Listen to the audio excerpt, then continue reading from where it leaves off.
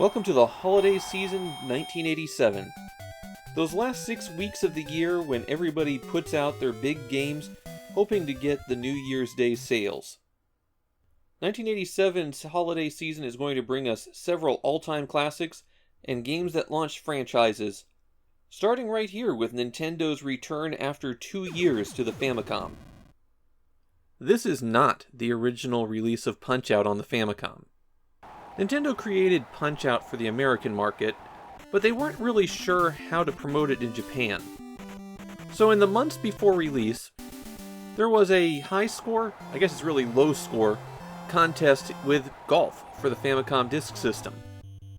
Players with the lowest score would win a copy of Punch-Out. That's not Mike Tyson's Punch-Out, just Punch-Out.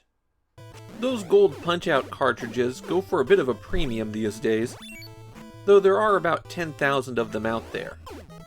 I didn't talk about that version of Punch-Out when it was shipped sometime in the summer, because it falls under my no contest prizes rule. In the time between Nintendo making those prize carts and this game getting released, a Nintendo of America exec met Mike Tyson by chance, got him to sign a contract to use his likeness in a video game, and the most infamous final boss in video game history was born.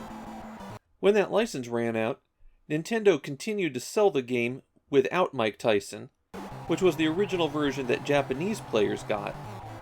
But Punch-Out was so unpopular in Japan that it never got that re-release.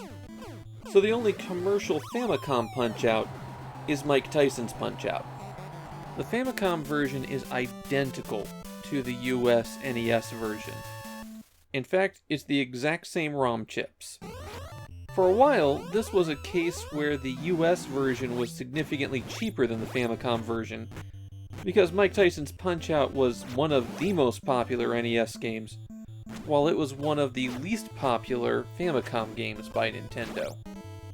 These days, you can expect to pay about the same amount for either of them, generally in the $30 range.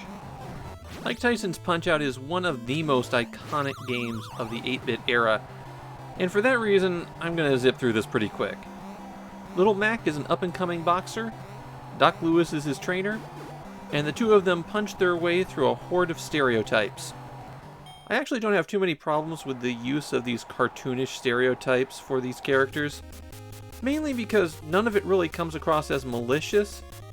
There's still the problem of being reductive about a culture, like Great Tiger leaning into the stereotype of Indian mysticism, or Soda Popinski's alcoholism being very thinly disguised. Even as a kid, I could tell he was supposed to be drinking alcohol. So, not good choices, but it could have been a lot worse. The big cast of characters is the best thing about Punch-Out.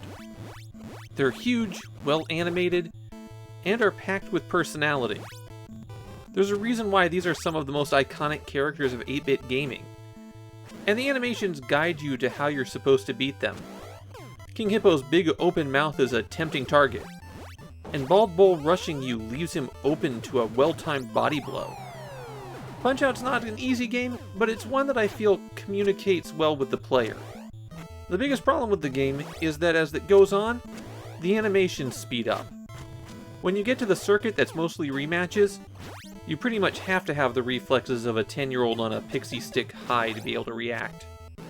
I'm generally able to KO, or at least TKO, all of the boxers to that point, and then every match after that becomes a grueling war of attrition. And then there's Iron Mike. I've never managed to beat him myself. Just surviving the first few minutes of his pattern is an accomplishment, when every swing he takes will knock you down. Beating Mike Tyson is worth bragging rights.